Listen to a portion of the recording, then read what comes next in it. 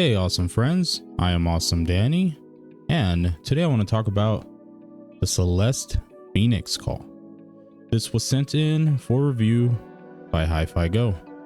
Thank you HiFiGo for letting me review the Phoenixcall, but as always they don't tell us what to say or else we don't do the review, right? So before we get started, I just want to talk about how beautiful this IM is. Gorgeous, stunning. Everything about this IM is beautiful. Even just the unboxing was great. There's a lot of attention to detail, and it feels like a really well put together and cohesive package. Everything about it is just, again, beautiful. The box is beautiful, the cable is beautiful, the shells are beautiful. Just whoever put this together really put attention to detail, the cohesiveness, and the entire experience. Do not buy this used unless they have pretty much everything, because the unboxing was great. It was one of my favorite for the entire year. This is one of my top prettiest IMs for the year. If you want me to make a video on that, please let me know in the comments. But Celest Phoenixcall, beautiful. All right, well, but unfortunately, as much as I would like to, we cannot judge based on looks alone. In this hobby, unfortunately, we tend to focus on performance, and sometimes only on performance. So let's go over the specs of the Phoenixcall. For $130, you get one dynamic driver, two balanced armatures, and two microplanar drivers, which is pretty cool. So tribrid. And in the packaging, you get a really nice, feels like a leather case with the Celest name imprinted on there. Two separate sets of ear tips, which I actually ended up using the Divinus Velvet ear tips with these instead. Really felt like it helped emphasize the strengths of the Phoenixcall, which is in the lower ranges. So like lower mids and mid bass or bass. It's really good there. So those ear tips are very comfortable, by the way, and now one of my top like 5 ear tips, which is another video I can make. You guys in the comments, let me know. So I didn't really use the stock ear tips. I mostly use those, but the stock ear tips are okay. That was like the one shortcoming of the overall package. The stock ear tips were just okay. Cable is great. Very little memory. Doesn't tangle like at all. Feels, you know, a little hefty, durable, and again, like with the entire packaging, just feels luxurious. Beautiful. Shells are the same way. Very pretty, and that you can kind of see through them, so you can see what's going on in there. Adds to the aesthetic. Beautiful faceplate. Also, you also get this cool little keychain in the box, which a little extra added touch, unnecessary but awesome. And that's one thing about me, I love when the companies get unnecessary. Like, I'm not saying that in a negative way. When it's not done wastefully and it adds to the experience, it's awesome, because it feels like you get extra things for free. You have your expectations, and then when they're exceeded, it just feels like bonus stuff. You know, everybody loves bonus stuff, and that's the entire experience with the Phoenixcall. Again, I'm going to keep going back to the packaging and the overall deal because I love what they did here, and I want them to continue doing this. The shells are very ergonomic. They fit very nicely. They're medium-ish on size, but the way that they're smooth makes them fit very easy. They're very comfortable. Was able to wear them for forever. No issues there whatsoever, especially with the velvet tips. The velvet tips are very soft, have a little bit of a matte finish, which for me adds a little bit of grip and feels very secure when using them. So overall, on the sound for the Phoenixcall, what I want to call it, it feels very nightclubby.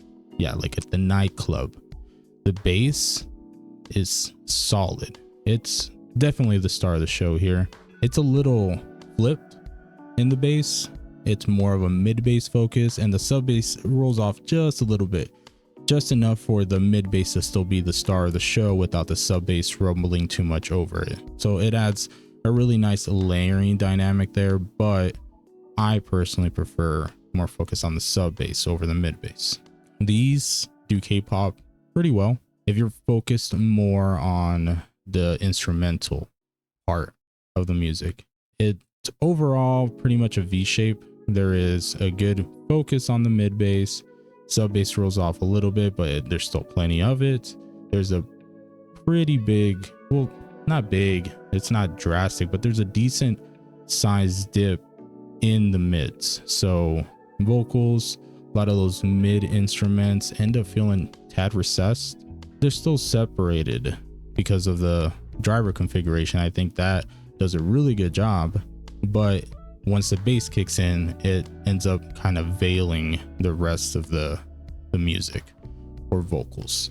Kind of reminds me of the Aureolus Zally, which I also reviewed on the channel, which is only like $800 more and had like almost no accessories, minimal packaging. That was like the opposite of this. This was really fun to open, but we'll not get into that. Male vocals, some of those instruments in the mids recessed and end up being veiled by the bass. Female vocals are similar, even though they do have a little bit more energy. So you're still able to catch them, but they're not the star of the show at all. They're more in the background compared to the bass. And then treble is okay overall. Like timbre is nice. Things sound mostly correct for the most part, and a lot of stuff that I tested it in. I tested this in, like ballads, K-pop, J-pop, just regular pop, a lot of pop. I did also go into some of my rap and hip hop. This played 808s and Heartbreak by Kanye West extremely well. It does great in those things. It has a lot of focus in the lower ranges past the mids though. So techs are good, about average at this price point, though separation is decent. Again, the main issue is the mid bass veiling the rest of the instrumental.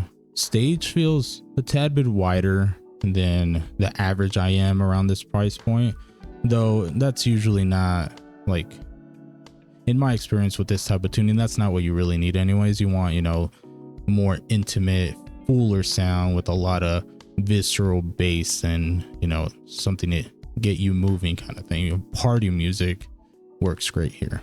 And now to touch a little bit on gaming. So just being honest with you, I did not really enjoy these for gaming, in both immersive gaming and competitive gaming. There was a couple of nitpicks. I would call them nitpicks because they're actually not bad because of the tuning. It's more like an inconvenience because of the tuning. Techs are there. They can place enemies well. They can give you, the immersiveness, really lets you get enveloped in whatever media you're consuming. So like movies, TV shows, immersive gaming, anything, story driven, they're good. It's just that dip in the mids makes it difficult for dialogue to come through when there's stuff going on. So in immersive gaming, it felt like dialogue was like turned down. So I would have to turn the volume back up, and then once things started going again and the music kicked in, I would have to turn the volume back down. So it was just a little inconvenient there. In competitive gaming or any type of cooperative gaming, because the main issue was in the comms. So, being in voice chat, chatting with my friends, it was the same thing as the dialogue issue. Once things started going, I could not hear them.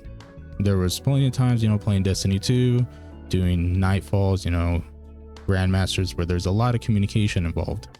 There was a lot of times when the action started getting heavy that I couldn't hear my friends. They would make call outs and I'll be like, wait, I couldn't hear you over all the explosions and stuff. So basically that was the main issues. They do well if you're probably playing competitive gaming solo, so no comms needed, and it's just you and the game sound, and there's no dialogue involved. For immersive gaming, if it's not dialogue heavy, if it's just something like, you know, more action based and good music, good soundtrack, that would work great. But again, just for me, in my few situations, they were just more of an inconvenience instead of, you know, enjoyable, but your mileage may vary. So overall, I like this set. It's a very fun set. It is beautiful and makes me feel like I would get my money's worth. It feels like there's great value here, and it does its job well. It's good sound, fun party sound. You put on your EDM, your hip hop, your rap, your club music, your anything like that. Great. It thumps good. Bass rumbles good. Mids, not to starve the show, but they're there. Stuff is still separated. Details are still good. Again, I just want to emphasize how beautiful this thing is. Like, it's a little difficult for pictures and video to do it justice. It's just in person. It's just a very different experience. If you do end up picking up a set of these and you want to focus more on that bass, again, that is the star here. Pick up the velvet ear tips. You will like them. They're great. So the IM I compared this the most to was the HiFiGo OH10, because as some of you guys might know, that is my favorite, you know, V-shaped IM. That's my fun set that if I left this hobby, I'd probably take that. If I mean, for some reason I couldn't keep, you know, anything else in my top 8 box. That set is just really fun and really easy to enjoy my library with. I love that set. So comparing with the Phoenixcall is overall a little bit more refined. It has more bass, but also in the treble and the upper mids, it's a little bit more refined, not as sharp or gritty. So it makes for an overall smoother listening experience. I still really like the OH10. I really do. They're both very similar in performance. Text, I would give the Phoenixcall the win here. It's just a little, again, more refined, more drivers, better text overall, smoother tuning, listening experience.